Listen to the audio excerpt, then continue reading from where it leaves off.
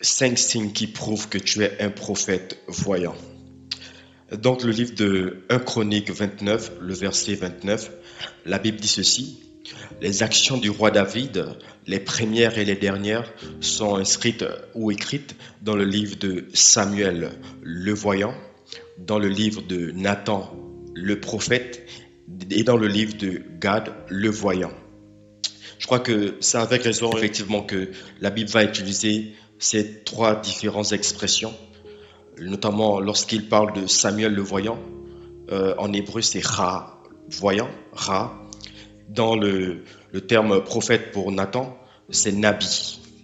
Et dans le terme voyant pour Gad, c'est voyant rosé, rosé.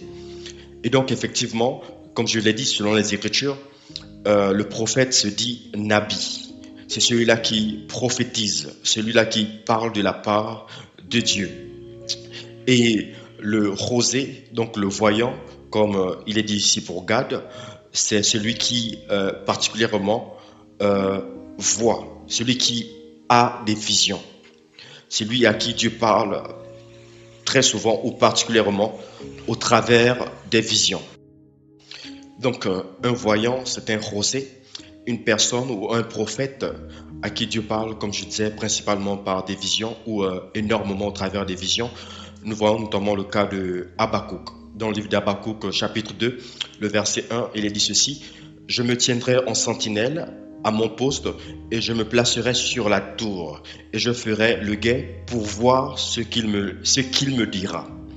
Donc, il se positionne pour voir ce que Dieu va lui dire. Donc, il voit la parole de Dieu au travers de ses yeux. Donc, c'est ici différentes définitions qu'on peut mettre par rapport aux deux termes tels que Nabi et Rosé. Premier signe qui prouve que tu es un prophète voyant, c'est-à-dire tu vois des choses dans tes rêves, dans les visions. Et également, tu vois d'une manière inhabituelle, plus que des personnes habituelles, bien des personnes normales, bien des disciples du chrétien lambda. Et tu as également la capacité de pouvoir prédire, c'est-à-dire voir des choses à l'avance, des choses qui se réalisent, des choses qui se manifestent. Et cette capacité par rapport aux visions, ça peut venir de différentes manières. Ça peut venir au travers de sommeil, au travers que lorsque tu es endormi notamment. La Bible dit que Dieu parle tantôt d'une manière, tantôt d'une autre. L'on ne prend point garde. Il parle lorsque nous sommes endormis au travers des visions nocturnes. Donc, des personnes qui sont des prophètes voyants notamment ont une capacité à recevoir fréquemment de visions, des rêves. Ces personnes, en une nuit par exemple, peuvent se mettre à faire énormément de rêves.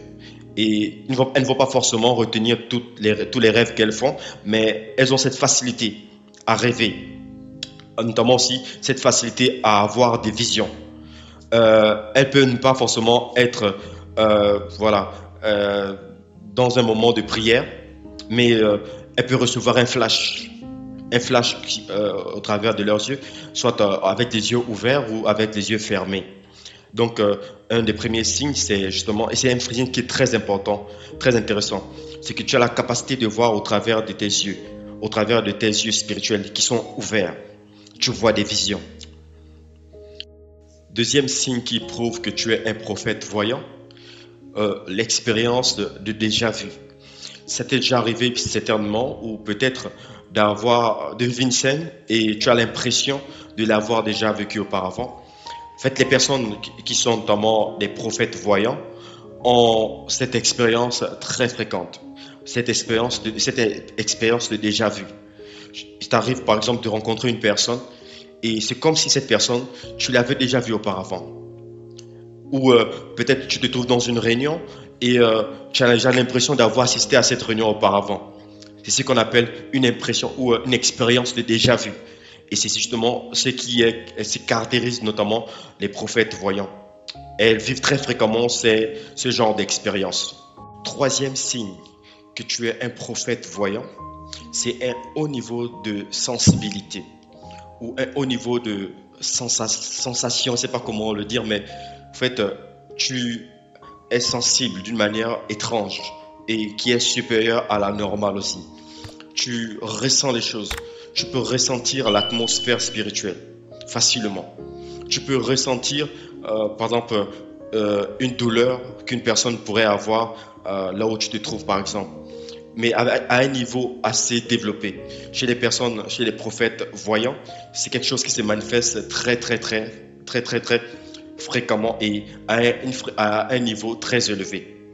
Et une particularité avec les prophètes voyants, c'est qu'ils n'utilisent pas simplement les yeux. Ils ont la capacité également de pouvoir utiliser les cinq sens pour pouvoir percevoir les informations, que ce soit au niveau de la vue, que ce soit au niveau de l'ouïe, au niveau du toucher, de l'odorat. Ces personnes ont un niveau assez développé de sensibilité. Il peut être dans un endroit et il a cette capacité à sentir la présence des esprits autour de lui, à les discerner. Donc c'est une capacité qui est très développée, notamment chez les personnes prophètes voyants.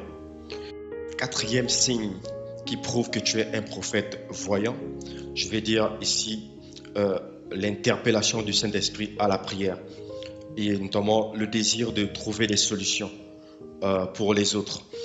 C'est quelque chose que les prophètes voyants vont très souvent vivre. Pourquoi? Parce que les prophètes voyants, elles voient énormément. Et c'est pas tout ce qu'elles voient qu'elles doivent dire. Et souvent, quand le Seigneur leur montre des choses, soit c'est pour avertir, soit c'est pour annuler, soit c'est pour changer complètement le cours des choses, soit c'est pour énormément de choses. Donc voici pourquoi elles sont très souvent appelées à prier. Elles ont un style de vie de prière dans lequel Dieu les plonge. Parce que le Seigneur attend d'elles qu'elles soient tout le temps disposées. Parce qu'il veut leur communiquer des choses. Voici pourquoi les prophètes voyants vont avoir tout le temps cette envie surnaturelle de prier. Elles sont vraiment, c'est des intercesseurs, justement. Parce que le Seigneur leur parle des situations des gens autour d'elles. Le Seigneur leur montre, je veux dire, parce que j'ai dit parler, parce que je vais dire beaucoup plus, le Seigneur leur montre la situation des gens autour d'eux, en fait. Et souvent, elles seront amenées à prier énormément, à prier beaucoup. C'est pourquoi ce degré, cette capacité à intercéder est aussi très visible chez les prophètes voyants. Et alors, pour finir, le cinquième signe qui prouve que tu es un prophète voyant, les impressions. Dieu vous parle beaucoup au travers des impressions. Les impressions, ce sont des images de ton esprit, des images que tu perçois dans ton esprit. Et ça peut venir sous forme de conviction. Et c'est des informations qui te viennent, tu ne sais pas comment, mais tu sais quand même. Je ne sais pas comment expliquer cela, mais je veux le dire, c'est des impressions. J'ai l'impression qu'il y a une action qui va se produire. J'ai l'impression que, voilà, on va m'appeler. Souvent, tu peux, comment dirais-je, avoir l'impression que tu vas recevoir un message, tu prends ton téléphone et à l'instant T, un message t'est envoyé. Et donc, les personnes qui sont notamment prophètes voyants ont ce côté assez développé. Elles vont très souvent vivre des impressions. Les impressions, voilà, vivent des moments où elles ont des impressions. Ça peut être comme des pensées qui viennent. Les pensées qui viennent, en fait. Et dans ces pensées, elles savent des choses au travers de ces pensées. Elles savent des choses au travers de ces pensées. Et justement, ces personnes peuvent être troublées.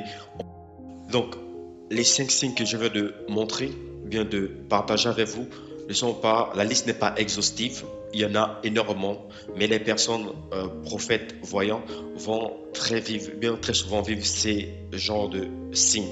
Ils ont très cela dans leur vie au fait.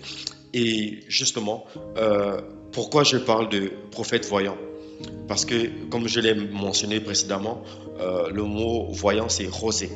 Et la Bible a clairement fait la différence entre, bien la nuance entre un rosé ou un habit ou encore un rat.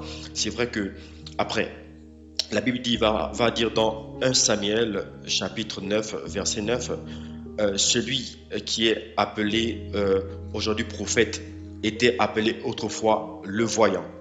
Le mot voyant ici, c'est ra. Ra. Ra, c'est le verbe voir, paraître. Et c'est le même mot employé lorsqu'on a lu 1 Chronique, chapitre 29, verset 29, et le cas de Samuel. Samuel le voyant. Effectivement, dans cette nouvelle alliance dans laquelle nous sommes, effectivement, tous les prophètes étaient appelés autrefois les voyants, mais tous les prophètes ne sont pas des rosés. Systématiquement. Ou bien tous les prophètes ne sont pas appelés des rosés. Comme on a pu le voir avec le cas de Gad, le rosé ou le voyant. Et donc, et justement, pour Ra, c'est le verbe voir. Et effectivement, tous les prophètes ont la capacité de voir. Quand je dis voir, c'est percevoir, c'est-à-dire c'est recevoir de la part de Dieu. Voici pourquoi certains prophètes pouvaient être appelés aussi voyants du roi ou voyants, pas au sens de rosé, mais au sens de Ra, parce qu'ils avaient la capacité d'entendre Dieu, dont Samuel en fait. Mais il y a d'autres comme ça qui ont la capacité, qui reçoivent très souvent au travers des visions. Même aujourd'hui, dans l'ère dans laquelle nous nous trouvons, vous allez voir qu'il y a plusieurs types de prophètes. Il y a des prophètes qui vont beaucoup plus entendre Dieu leur parler, de manière audible, ou même que sûr, ils entendront la voix de Dieu. Et il y a beaucoup plus de prophètes qui vont te dire, souvent, lorsqu'elles vont se mettre à parler de la part de Dieu, elles disent, je vois, je vois, je vois. D'autres vont te dire, Dieu dit, voici ce que Dieu me dit. Dieu dit, Dieu dit, Dieu dit. Et donc, ça, je ne veux pas dire par là qu'un rosé n'entend pas Dieu. Un rosé également a la capacité d'entendre Dieu, comme également un prophète qui entend. Je ne sais pas s'il faut dire prophète entendant, mais un prophète qui entend a la capacité également d'avoir des visions. Mais tout se fait, la différence se fait au niveau aussi de la fréquence. Au niveau également de la fréquence, au niveau des types de manifestations, notamment par lesquelles ils peuvent recevoir l'information. Et aussi, je veux aussi ajouter que aujourd'hui tous les chrétiens peuvent vivre certains de ces signes ou peut-être tous les signes que j'ai peut-être mentionnés, mais quand il s'agit d'un prophète rosé ou un voyant, ces personnes ne vivent à une fréquence ou à un niveau supérieur. Pourquoi? Parce qu'elles sont appelées, elles ont une onction, un manteau spécifique qui les permet de pouvoir exercer dans ces choses. Et elles sont notamment équipées pour équiper, notamment par l'enseignement, également par l'impactation. Elles peuvent communiquer des grâces, communiquer des dons, parce que ça fait partie également du package, de la grâce qu'elles ont reçue de la part du Seigneur. Donc, merci encore d'avoir écouté et j'espère que vous avez été encouragés et n'hésitez pas de commenter si vous avez retrouvé dans certains de ces signes qui ont été mentionnés. Et aussi, s'il y a des choses que vous connaissez que je n'ai pas mentionnées à l'intérieur, que j'ignore également, vous pouvez également les mentionner en commentaire. Et aussi, partager afin qu'un plus grand nombre de personnes soient également encouragées, que plusieurs personnes puissent également s'identifier, se reconnaître, se retrouver et savoir également des choses qu'elles vivent et pourquoi elles vivent certaines choses. Donc, merci encore à vous et bonne journée.